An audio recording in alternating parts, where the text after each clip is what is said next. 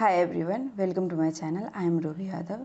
आज हम पढ़ने वाले हैं क्लास 10th ज्योग्राफी के बुक का चैप्टर 1 और ये वीडियो अभी से स्टार्ट होने वाली है एंड ये चैप्टर भी स्टार्ट होने वाला है। ठीक है, तो इस चैप्टर का नाम क्या है? Resources and development. ठीक है, आपने रिसोर्सेज के बारे में क्लास 8th में पढ़ा होगा, लेकिन चलो इसमें भी पढ़ेंगे। ठीक है, रिसोर्सेज क्या होते हैं, इस टर्म का मतलब क्या होता है, वो हम समझेंगे इस वीडियो में। ठीक है, तो क्या है? Everything available in our environment which can be use to the satisfy our need. ठीक है, जो भी चीज़ें हमारे एनवायरनमेंट में प्रेजेंट होती है वो जो हमारी नीड को सेटिस्फाई करती हैं, इट इज़ टेक्नोलॉजिकली एसेसिबल।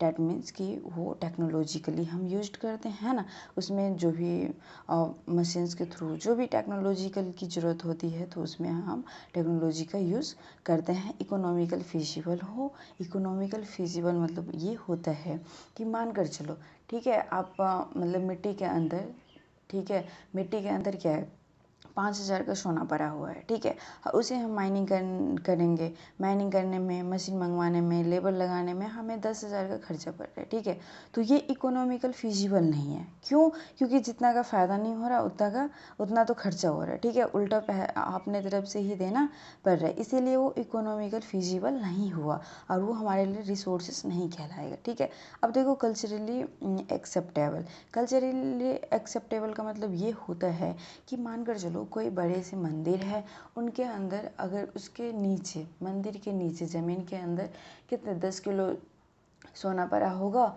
तो क्या वहाँ पर जो सोसाइटी हैं, जो समाज के लोग हैं, क्या वो एक्सेप्ट करेंगे कि आप हाँ माइनिंग कर लो, खोद लो, निकालो? नहीं करेंगे ना, बिल्कुल नहीं करेंगे, नहीं करते हैं। तो ये सब चीज़ें ये क्या कहलाएंगे? रिसोर्सेज कहलाएंगे, अगर ये सब चीज़ें जो भी 3 शर्तें हैं वो फुलफिल कर रहे हो। ठीक है, जो भी चीज़ें हमारे एनवायरनमेंट में प्रेजेंट हो और वो हमारे नीड को सेटिस्फाई कर रहा हो एंड जो 3 शर्तें हैं यहाँ पर उसे फुलफिल कर रहा हो, तो वो हमारे लिए रिसोर्स कहलाता है। ठीक है, क्या कहलाता है? रिसोर्स कहलाता है। ठीक है, आगे देखो, आगे क्या है कि आगे ये हम बाद में पढ़ेंगे। यहाँ से ना एक ट्रिक बना लो याद करने का कि टेक्नोलॉजिकली एसेसिबल मतलब टी, ठीक है, और फिर इकोनॉमिकली मतलब ई, ठीक है, और फिर कल्चरली एक्सेप्टेबल मतलब सी याद कर लो। ठीक है, तो टेक से याद रहेगा, टेक से टेक्नोलॉजी। हर रिसोर्सेज के लिए बहुत सारे ऐसे रिसोर्स है जिसे यूज़ करने के लिए, जिसे पॉसिबली वेस्ट वे में यूज़ करने के लिए हमें टेक्नोलॉजी की ज़रूरत पड़ती है। तो आप टेक से याद कर लो। ठीक है, टेक से याद रखो। आगे देखो क्या है, the process of the transformation of thing available in our environment involve and interactive relationship between nature, technology and institution. ठीक है, देखो human beings interact with nature through technology and create institution to accelerate their economical development. होता ये है, ये बहुत ज़्यादा important है। देखो, होता ये है कि कोई भी चीज़ अगर हमारे एनवायरनमेंट में प्रेजेंट है तो ज़रूरी नहीं है कि वो हमारे लिए रिसोर्सेज हो गया। ठीक है, ज़रूरी नहीं है ना कि हमारे लिए रिसोर्सेज हो गया। फिर से हम एक मेटल का एग्जांपल लेते हैं। ठीक है, क्या है? सॉइल है।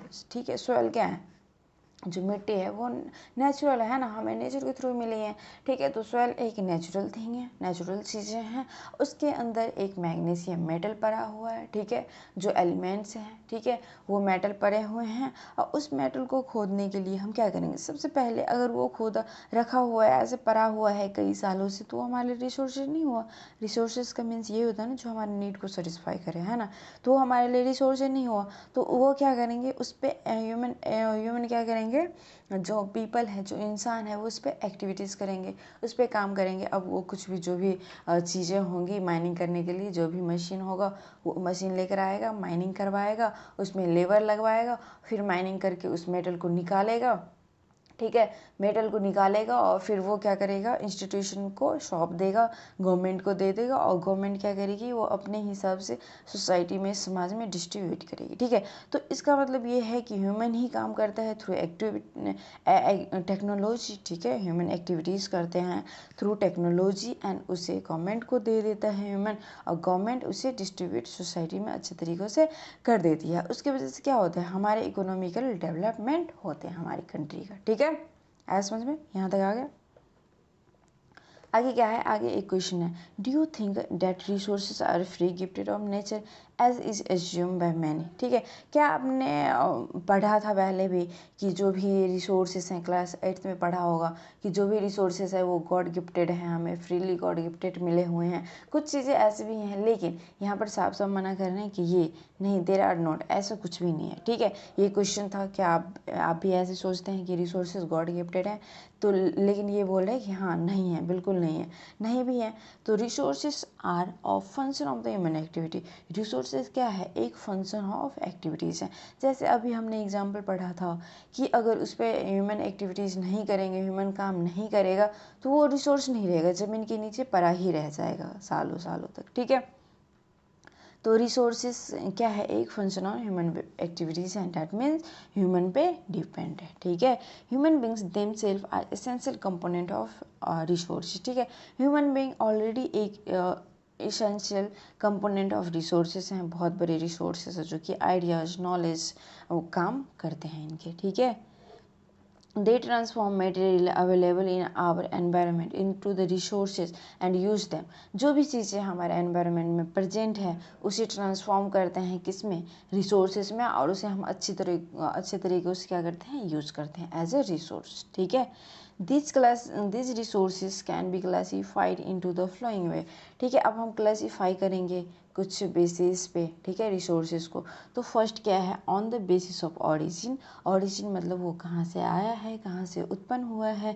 तो रिसोर्सेज कहाँ से आया है, सबसे पहले जो बेसिस ऑफ ऑरिजिन है उस पर हम देखेंगे।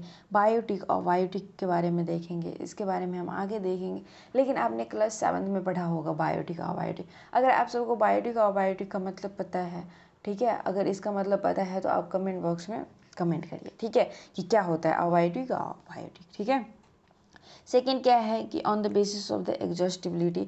एग्जॉस्टिबिलिटी मीन्स ये होता है कि क्या ये ख़त्म हो जाता है, क्या दोबारा आ सकता है, क्या ये हमेशा के लिए ख़त्म हो जाएगा, साल 1000-2000 साल के लिए। ठीक है, तो मतलब ये इसमें दो कैटेगरी पढ़ेंगे, दो टाइप्स हैं, रिन्यूएबल और नॉन रिन्यूएबल। ठीक है, तो इसके बारे में भी हम आगे पढ़ेंगे। थर्ड में क्या है, on the basis of the ownership. Ownership के बारे में पढ़ेंगे, as a individual, community, national, international. ठीक है, इसके बारे में पढ़ेंगे। फोर्थ में क्या है, on the basis of the status of development, potential development, stock and reserve. ठीक है, तो हम इसके बारे में पढ़ेंगे, आगे पढ़ेंगे। यहाँ पर देख लो, सबसे पहले हमने पढ़ा था ना ह्यूमन एक्टिविटीज़ हैं सारे। ठीक है, तो देखो यहाँ पर नेचर है, सबसे पहले हमने मिट्टी के बारे में पढ़ा था, पीछे से मैं बता रही हूँ, ये फ्लोइंग चार्ट बता रही हूँ। ठीक है, तो ये देखो मिट्टी को हमने क्या माना था, नेचुरल माना था। क्या ये होती ही है मिट्टी नेचुरल। ठीक है, नेचुरल, इस पर टेक्नोलॉजी काम करेंगे। ठीक है, ह्यूमन टेक्नोलॉजी काम करेंगे और इस इंस्टीट्यूशन डैट मीन्स गवर्नमेंट को दे देंगे, और इस पर काम कौन कर रहा है, कौन कर रहा है, ह्यूमन बींग्स। ठीक है, तो सबसे बड़ा हाथ, सबसे इम्पोर्टेंट रोल किसका है, ह्यूमन एक्टिविटीज़ का। ठीक है, क्या है, ह्यूमन का सबसे बड़ा हाथ है। ठीक है, इसे रफ कर देती हूँ, फिर आगे एक बात और समझेंगे। ठीक है, तो सबसे बड़ा हाथ किसका होता है, ह्यूमन का। ठीक है, ह्यूमन अगर छोड़ देंगे तो वो सालों सालों तक ऐसे पड़े रहेंगे मिट्टी के अंदर, और वो हमारे लिए रिसोर्स कभी बन ही नहीं पाएगा। ठीक है, तो चलो हम आगे पढ़ते हैं। क्लासिफिकेशन के बारे में हम याद करने का ट्रिक देखते हैं। ठीक है, देखो, on the basis of the origin, origin से ओ ले लो। ठीक है, और बेसिस ऑफ द एग्जस्टिबिलिटी से ई ले लो, एंड ऑनरशिप से ओ ले लो, और स्टेटस ऑफ डेवलपमेंट से ई ले लो। ठीक है, नहीं एस ले लो।